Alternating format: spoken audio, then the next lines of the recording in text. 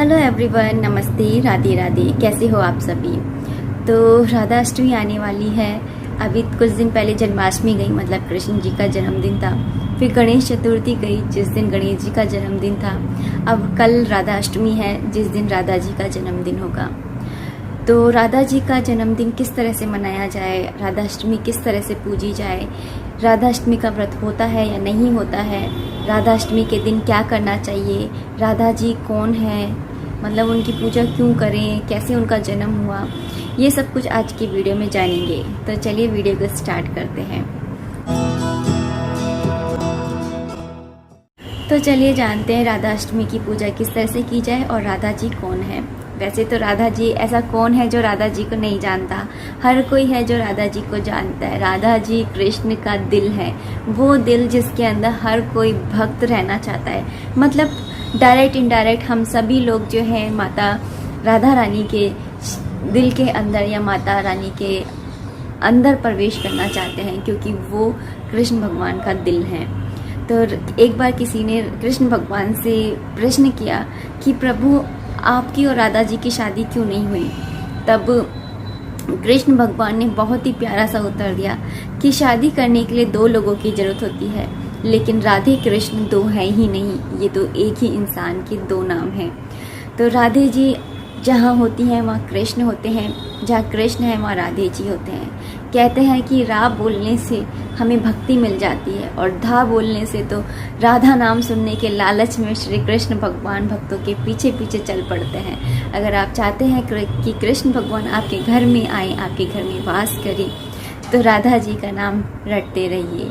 तो राधा जी जिनकी मैंने इतनी महिमा करी, उनकी बारे में बताती हूँ कि उनका जन्म किस तरह से हुआ। एक्चुअल में उनका जन्म नहीं हुआ था, वो प्रकट हुई थी एक कमल के फूल के ऊपर। उनके पिता का नाम वृषभानु था और उनकी माता का नाम कीर्तिभान था।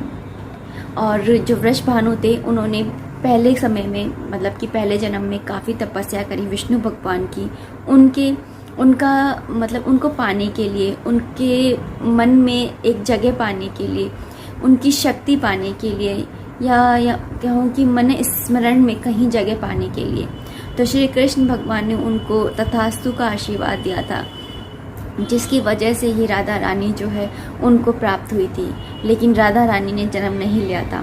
एक दिन जब वृषभानु जो है, उनकी कोई संतान नहीं थी, तो उन्होंने काफ़ी तपस्या करी। तपस्या करते थे वो काफ़ी। फिर तपस्या के बाद में उन्हें ये आशीर्वाद मिला कि उन्हें एक पुत्री का जो है प्राप्त होगी।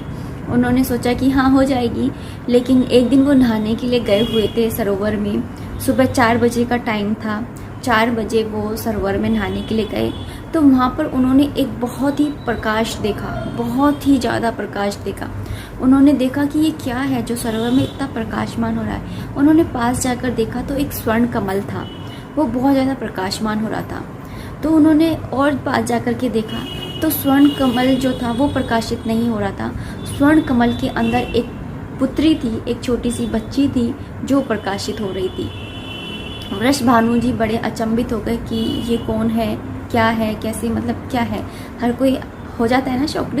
तो फिर उसी समय ब्रह्मा जी प्रकट हुए और उन्होंने कहा कि ये आपने जो तपस्या की थी कृष्ण भगवान को पाने के लिए, उनके मन में कहीं जगह पाने के लिए, तो इसलिए ही कृष्ण भगवान ने आपको ये पुत्री रूप दिए है और ये राधा जी के रूप में दिए।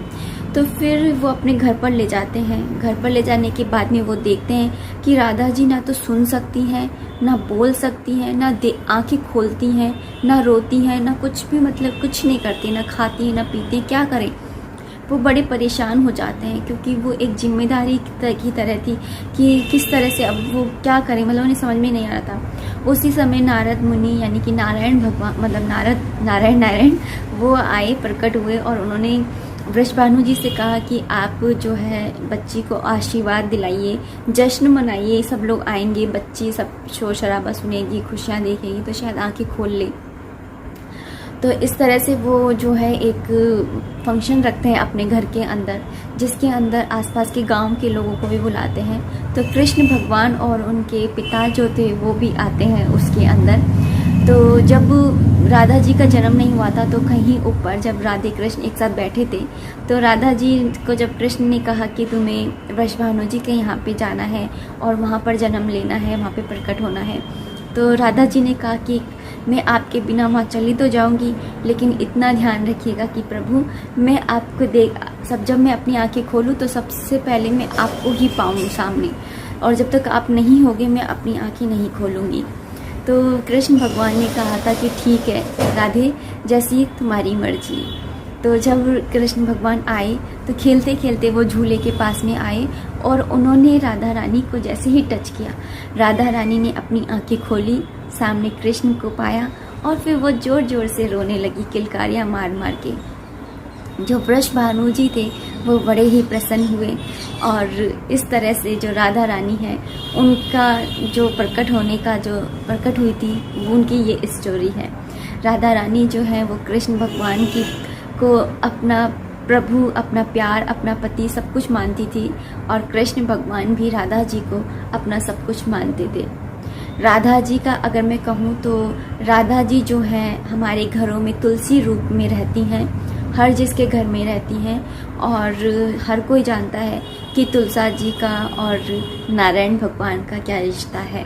तो अगर मैं ये बताने बैठूँगी तो बहुत लंबा जो है वीडियो हो जाएगा, क्योंकि तुलसा जी और नारायण की तो स्टोरी मतलब एक बहुत ही प्रेरणादायक, और या ये कहूँ कि बहुत ही प्यारी सी स्टोरी है, और जितनी महिमा मैं गाऊँ अपने इस छोटे से मुंह से उतनी ही कम है। लेकिन वही है ना, आज हम यहाँ पर बैठे हैं राधा अष्टमी के बारे में। सबसे पहले मैंने आपको बताया कि राधा जी कौन थी और किस तरह से उनका प्रकट हुआ था। अब जानते हैं कि उनकी पूजा किस तरह से करनी है। जैसे हम श्री कृष्ण भगवान जी का जन्मदिन मनाते हैं, वैसे ही हमें इनका जन्मदिन भी मनाना चाहिए। राधा अष्टमी वाले दिन आपको सुबह 4 बजे उठ जाना चाहिए, क्योंकि राधा रानी 4 बजे प्रकट हो गई थी। तो इनका जन्मदिन जो है सुबह की जो बेला होती है उसी में इनका जन्मदिन मनाया जाता है। इस बार 5:30 बजे से मुहूर्त बता रहे हैं, तो आप 5:30 बजे इनकी पूजा कर सकते हैं। तो 5:30 बजे से पहले आप उठिए, क्योंकि नहाया धोई करनी होती है और घर की सफाई वगैरह करनी होती है। उसके बाद में अगर आपके पास राधा रानी की पीतल की मूर्ति है तो आप पीतल की मूर्ति को स्नान कराइए पंचामृत से, उनको कपड़े पहनाइए, श्रृंगार कीजिए पंचामृत से। और जैसे आपने कृष्ण जन्माष्टमी वाले दिन किया था वैसे ही आपको राधा जी के लिए करना है। अगर आपके पास में राधा कृष्ण का विग्रह है तो राधा रानी और कृष्ण भगवान, आप इतना ध्यान रखिएगा कि जब भी आप राधा जी की पूजा करेंगे तो वहाँ पर कृष्ण भगवान होने ही चाहिए। अगर आपके पास में राधा जी की फ़ोटो नहीं है तो आप कृष्ण जी को भी राधा रानी बना करके और उनकी पूजा कर सकते हैं, क्योंकि खुद कृष्ण भगवान ने ये कहा है कि राधा और कृष्ण अलग अलग नहीं हैं। तो राधा जी की जो अष्टमी है उस दिन आप सुबह जल्दी उठिए, उठ करके झाड़ू पोछा वगैरह कीजिए, नहा लीजिए, सफाई कर लीजिए घर की, और उसके बाद में सबसे पहले राधा रानी को जो है, अगर आपके पास तस्वीर है तो छींटे मार करके और चुन्नी उड़ा दीजिए, नहीं है अगर पीतल के हैं तो उनको स्नान करा दीजिए पर पंचामृत से। उसके बाद में उनका श्रृंगार करिए, उनकी आरती करिए और उनको बढ़िया बढ़िया पकवान बना करके खिलाइए।